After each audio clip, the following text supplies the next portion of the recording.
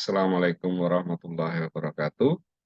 Eh, Selamat pagi pada para mahasiswa semua. Pada kesempatan hari ini kita akan melanjutkan mata kuliah teknik pengelasan di bagian terakhir, yaitu tentang testing pada pengelasan. Nah, setelah kita mengelas, maka harus dites apakah ada yang memenuhi persyaratan ataukah tidak. Nah, pengetesan di dalam pengelasan ada dua jenis, yaitu destructive dan non-destructive testing. Yang pertama adalah destructive testing. Artinya apa? Destructive testing itu artinya pengetesan yang bersifat merusak dari material yang dites. Ini contoh dari material yang dites, baik itu bending, mau impact, maupun uji tarik. Nah, jadi destructive test itu ada beberapa jenis, ada uji tarik, uji bending, impact, hardness, fatigue. Kemudian microstructure juga termasuk merusak dari material lasan. Sekarang kita lihat, yang pertama adalah pengujian tensile atau pengujian tarik. Jadi untuk mengetahui apakah lasnya itu sudah memenuhi syarat atau tidak kekuatannya, maka dilakukan pengujian tarik. Nah, ini misalkan ada menggunakan standar EN 1002. Kemudian bisa juga menggunakan DIN atau EN 895 atau EN 876. Ini adalah spesimen untuk uji tarik dari sambungan las. Kemudian ada juga yaitu bending test atau kekuatan bending. Nah, nanti pengujiannya dengan memberikan beban bending sampai dengan 180 derajat. Nah, ini kemudian kita lihat. Nah, ini misalkan ini ada dua jenis bending, yaitu ada bendingnya adalah root bend atau face bend. Nah, ini contoh untuk face bend. Sementara di bagian kanan ini adalah side bend. Jadi nanti akan dilihat apakah sambungan las itu di bagian face depan atau bagian root, bagian belakang itu kekuatannya cukup atau adakah cacat yang menyebabkan nanti sambungan las itu terkoyak.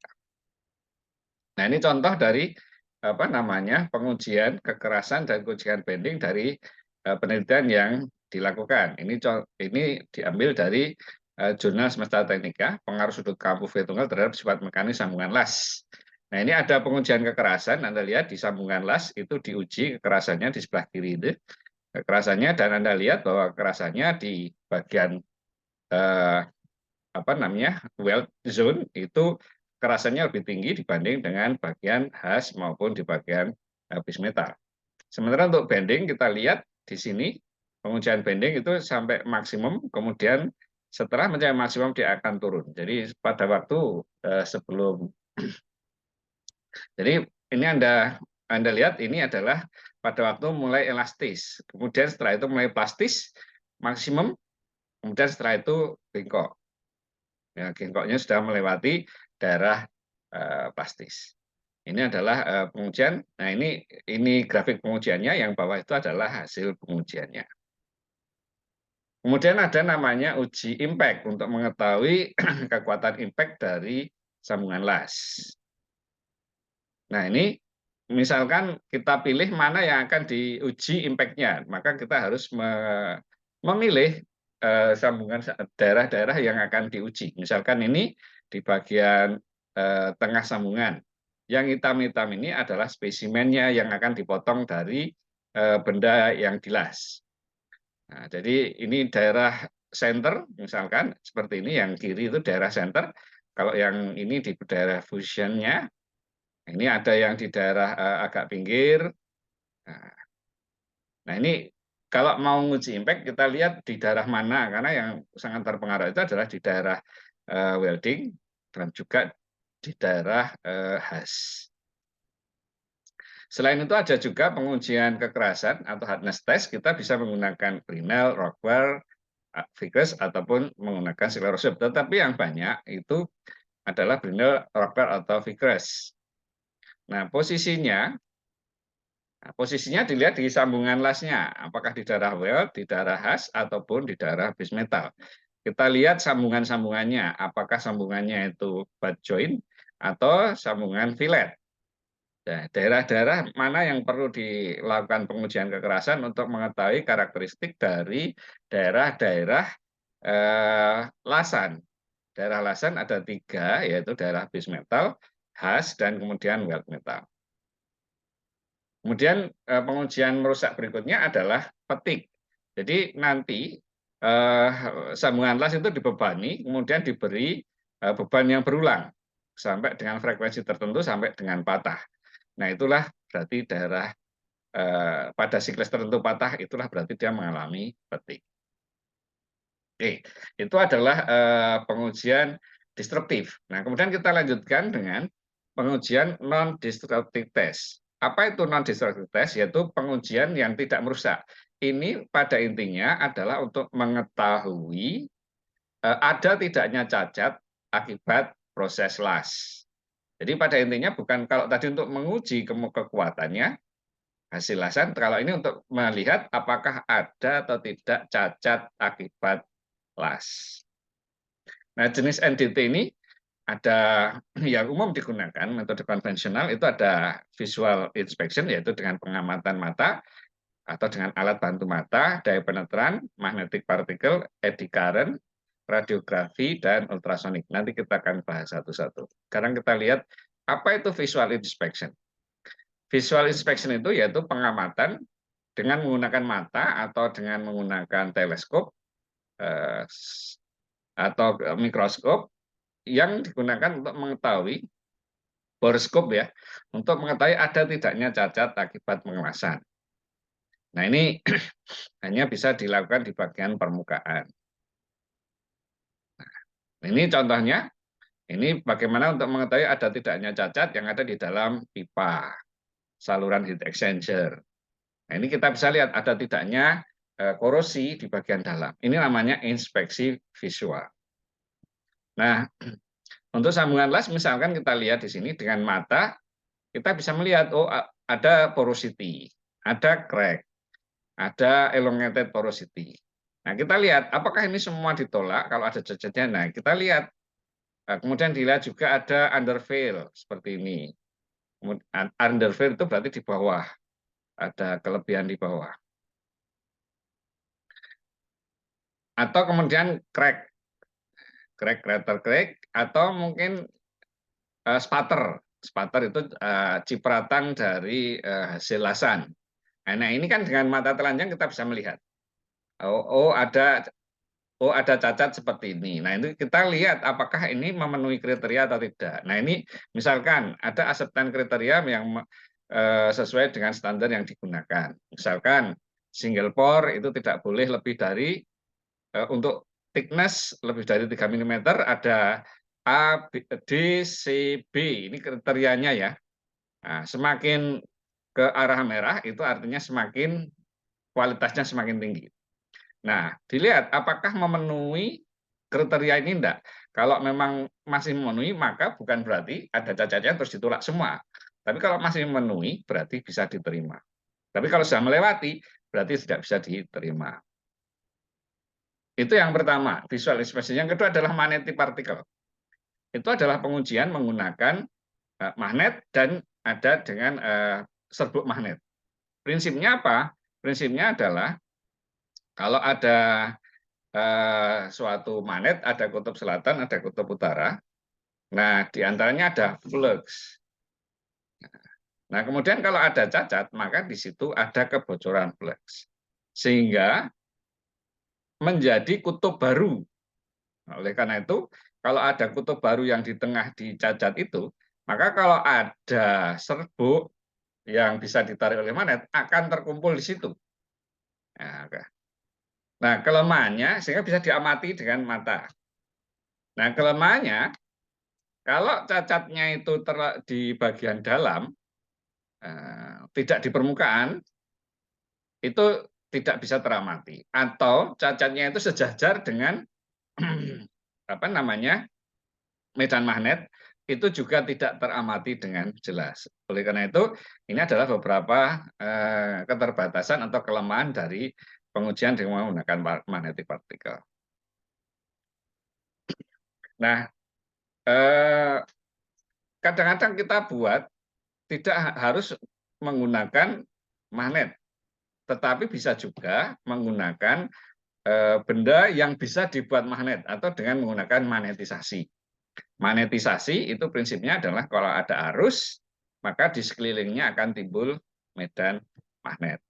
Nah, itu makanya di sini ada magnetisasi itu ada namanya magnetisasi longitudinal, artinya menghasilkan medan magnet yang memanjang. Ini berarti dari arus yang melingkar. Kemudian ada magnetisasi sirkular, itu artinya magnetnya medan magnetnya melingkar. Berarti arusnya adalah lurus. Nah, bagaimana prosedur pengujian untuk magnetic particle test ini? Persiapan magnetisasi, jadi kita benda yang akan kita kita uji, itu akan kita lihat di situ. Kemudian kita buat alat untuk magnetisasi, kemudian kita berikan arus sehingga terjadilah magnetisasi di situ. Kemudian kita taburi serbuk sehingga akan kita lihat magnetisasi, penerapan partikel magnetik, kemudian diinterpretasi ada tidaknya cacat, kemudian perlu didemagnetisasi, setelah itu dilakukan pembersihan. Nah, magnetisasi ini disesuaikan dengan benda yang akan kita periksa. Kita lihat, ada bentuknya coil shot, ada head shot, central conductor, atau magnetic yoke atau probe. Nah, ini kita lihat, apa itu head shot, itu artinya ini digunakan untuk benda-benda yang berbentuk silinder. Nah, arus itu lurus, maka medan magnetnya melingkar. Maka kalau bentuk yang seperti ini, untuk cacat-cacat yang searah dengan arus listrik, maka akan terlihat dengan jelas. Kemudian juga untuk plat, kita bisa menggunakan probe ataupun magnetic yoke.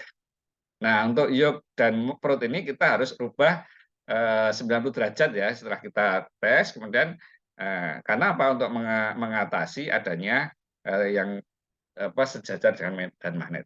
Kemudian bisa juga central conductor itu kalau untuk benda yang berbentuk cincin atau pipa. Dan coil shot itu arusnya melingkar, maka medan magnetnya lurus. Ini untuk mengetes silinder yang ada cacat yang tegak lurus dengan medan magnet. Nah, ini contohnya, ini adalah lampu hitamnya, black light-nya, kemudian ini adalah yang sebelah kiri atas itu ada black light, ada kemudian yoke, kemudian ada serbuknya. Nah, yang di bagian kanan itu adalah probe. Ini contoh-contoh proses pengujian dengan menggunakan yoke. Kemudian partikel magnetik yang digunakan itu jenis bahannya adalah ferromagnetik, bisa berwarna-warni, bisa warna ataupun fluorescence. Dan jenisnya ada yang basah dan kering. Kering itu untuk benda uji yang kasar, basah untuk permukaan yang halus. Kemudian keterbatasan untuk pengujian magnetik partikel ini hanya dapat digunakan untuk bahan yang dapat ditarik oleh atau dibentuk oleh medan magnet. Kemudian cacatnya yang di dekat permukaan atau di permukaan. Kemudian harus hati-hati karena pada waktu pemberian arus itu bisa menimbulkan panas. Ya. Nah, kemudian untuk bentuk yang sulit, nah ini arah pemberian medan magnet juga harus diperhitungkan dengan tepat. Ini beberapa keterbatasan untuk magnetic particle. Kemudian yang berikutnya adalah pemeriksaan dengan daya penetran. Prinsip dasarnya adalah dengan menggunakan cairan yang dia bisa melakukan penetrasi ke dalam retakan. Nah, kemudian setelah itu ditarik dengan menggunakan developer sehingga dia akan keluar panjang sehingga bisa diamati dengan menggunakan mata telanjang. Ini daya penetran itu kita lihat contohnya ini. Ini yang pertama adalah cleaner untuk membersihkan kotoran, kemudian penetran. Penetran itu dimasukkan supaya dia masuk ke dalam. Nah, Kemudian setelah itu ada developer, yaitu untuk menarik sehingga bisa menjadi lebih jelas. Ada dua jenis, yang itu yang fluorescence atau yang berwarna.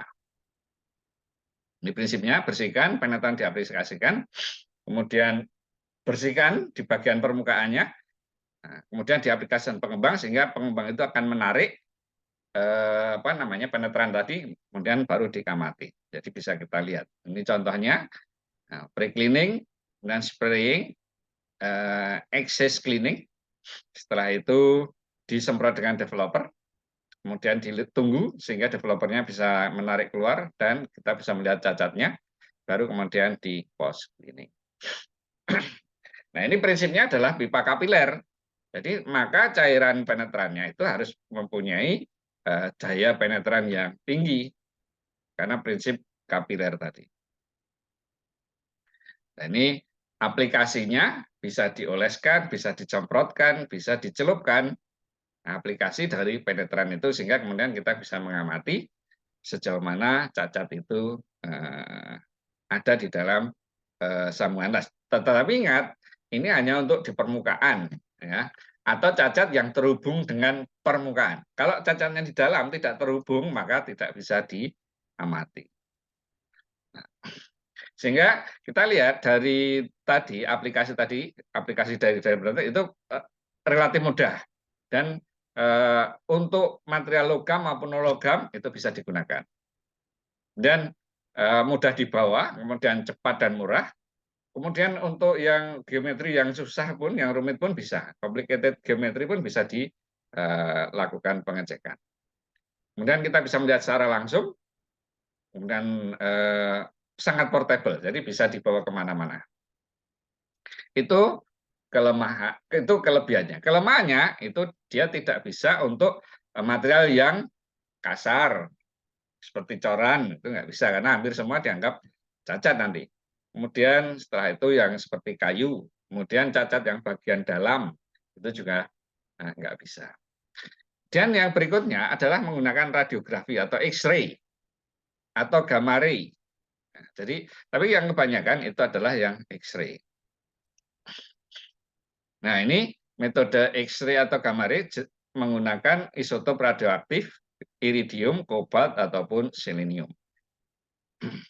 Nah, prinsip dasarnya adalah benda diletakkan di antara sumber radiasi dan kertas film. Setelah X-ray-nya dinyalakan, maka benda akan menahan beberapa radiasi.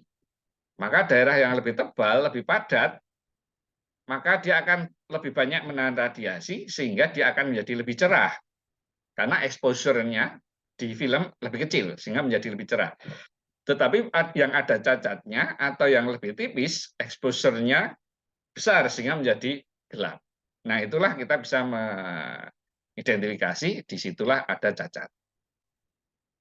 Ini contohnya, ini misalkan ini ada transfer crack. Ada lihat di situ, ada garis-garis yang mendatar, itu yang sebelah kiri, itu adalah ada crack yang melintang. Kemudian ada juga terlihat adanya longitudinal crack. Ini contoh hasilnya. Ini juga apa namanya?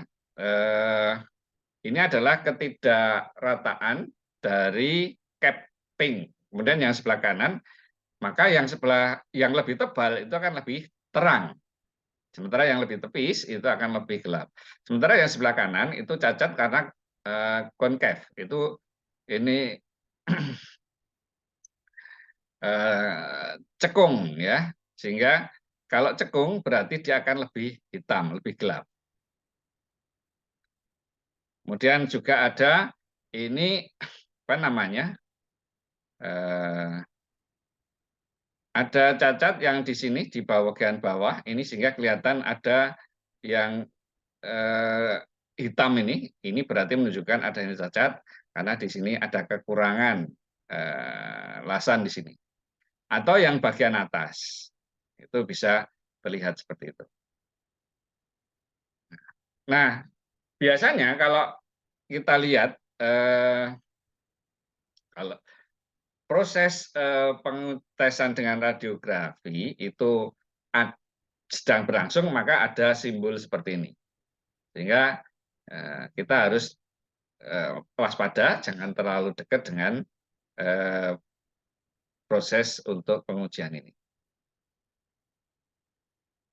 Nah, ini contohnya untuk yang sudah dilakukan. Ini adalah tadi sambungan dari sudut kampuh V tunggal terhadap sifat mekanis sambungan les SMAW pada pipa baja karbon api 5LX46. Jadi kalau kita lihat, tidak semua itu bersih cacat. Ini ada cacatnya. Yang merah-merah itu adalah cacat. Tetapi cacatnya masih di dalam accepted kriteria. Sehingga ini masih bisa dilakukan. Kemudian yang berikutnya adalah pengujian dengan menggunakan ultrasonic inspection. Menggunakan gelombang ultrasonik yang diaplikasikan ke material. Nah, kemudian dipantul balikkan oleh permukaan atau cacat. Nah, kemudian ditangkap oleh probe-nya. Nah, kemudian tampak di situ kalau ada puncak, apakah ini puncak di awal, puncak di cacat, ataupun puncak di ujung. Nah, itu menunjukkan adanya cacat di situ. Ini bentuknya ada peralatan ultrasonik, ada generatornya, ada transducernya atau probe, couplant, kemudian indikator sinyal dan blok standar. Ini untuk pengujian saja. Blok standar itu untuk kalibrasi. Tapi yang utama adalah ada couplant, ada probe, dan ada generator sinyal listrik ini. Ini yang nanti utamanya di situ. Nah, Anda lihat di sini ada probe. Probe-nya itu bisa mengirim dan bisa menerima. Jadi ada transmitter dan receiver jadi satu di situ. Sehingga dia mengirimkan sinyal, kemudian kalau kena cacat, dia akan balik. Sehingga timbul peak. Sementara kalau tidak kena cacat, maka terus, kemudian di ujung, dia baru balik. Sehingga Anda lihat di sini, ada puncak di tengah, itu menunjukkan cacat. Sehingga kita bisa mengetahui cacat itu kira-kira di daerah mana. Di bagian dalam pun tidak masalah. Nah, jadi ini pun tidak harus logam pun bisa. Bisa menguji untuk semua material, logam non logam. Kemudian kita bisa melihat indikasinya. Oh, ini ada cacat, oh ini tidak. Kelemahannya itu tadi. Kalau cacatnya itu tegak lurus terhadap sinyal, maka bisa terlihat. Tapi kalau searah, maka orientasinya itu searah, maka tidak bisa teramati dengan baik. Kemudian permukaan benda yang diamati harus datar karena supaya probe-nya bisa dan couplant-nya bisa rata di permukaan. Ini couplant itu untuk mencegah adanya udara di situ di antara probe dan spesimen. Oke, kemudian yang berikutnya yang terakhir adalah eddy current testing. Ini menggunakan prinsip komparasi industri elektromagnetik. Kalau ada arus listrik, ada arus induksi, maka akan terjadi medan magnet. Jadi kalau ada arus listrik, maka timbul arus induksi memusar yang disebut dengan eddy current atau arus vokal. Anda lihat di sini ada kumparan. Ini kumparan ada arusnya, maka ada medan listriknya, medan magnetnya. Kemudian dari medan magnet juga menimbulkan arus lagi. Nah, kemudian di situ akan terlihat. Bagaimana kok bisa mendeteksi adanya cacat? Adanya cacat itu akan mengurangi medan magnet induksi. Akibatnya apa? Impedansinya menurun. Nah, kalau impedansinya turun, impedansi itu kalau di dalam rangkaian rangkaian DC itu seolah-olah sama dengan hambatan. Kalau hambatannya turun, maka arusnya meningkat. Nah, perubahan impedansi atau perubahan arus ini bisa diamati dari monitor. Nah, itu kalau ada cacat berarti kan perubahan impedansi. Nah, instrumentasinya ada sumber arus bolak-balik, coil inspeksi itu probe itu, dan voltmeter atau ammeter. Itu nanti untuk mendeteksi ada tidaknya cacat di situ. Nah, itu bisa analog, bisa digital. Kalau sekarang banyak yang menggunakan digital. Nah, nanti ini kalau ada cacat dia akan bergerak naik turun di sini. Itu jarumnya. Nah, ini bentuk probe itu disesuaikan dengan benda yang mau diuji. Bisa saja yang bentuknya plate, ini untuk external coil, surface coil. Bisa encircling coil untuk benda silinder. Atau internal coil, itu untuk menguji kalau itu benda tabung. Tabung kita masuk di dalam pipa itu ya. Nah, ini probe-nya bisa bermacam-macam sehingga ini bisa digunakan untuk bentuk yang lebih luas. Kalau yang ultrasonik tadi, kalau bisa bentuknya datar permukaannya. Kalau ini bisa silinder, bisa pipa, bisa flat. Nah, kelebihannya ini bisa untuk semua jenis material yang menghantarkan listrik, baik itu ferromagnetik maupun non ferromagnetik. Tapi yang jelas logam yang mengantarkan listrik. Kemudian tidak perlu kontak antara koil inspeksi dengan benda uji, jadi cuman agak dekat gitu ya. Probe dapat dibuat sekecilnya sehingga dapat mendeteksi cacat yang kecil. Nah, kemudian bisa disisipkan bahan ferit untuk meningkatkan sensitivitasnya. Ini kawat, pipa, besi batangan dapat diuji dengan mengganti jenis probe-nya. Nah, cacat yang terdeteksi adalah cacat yang tegak lurus dengan eddy current. Anda lihat di sini, yang sebelah kiri, cacat yang garis hitam sebelah kiri itu susah untuk terdeteksi. Karena apa? Karena dia searah dengan medan atau eddy current-nya. Sementara yang sebelah kanan, yang datar itu, garis datar itu, karena dia tegak lurus, memotong, maka dia akan lebih mudah terdeteksi. Baik, mungkin itu saja yang saya bisa sampaikan untuk beberapa pengujian tentang hasil laser. Mungkin itu saja yang bisa saya sampaikan. Assalamualaikum warahmatullahi wabarakatuh.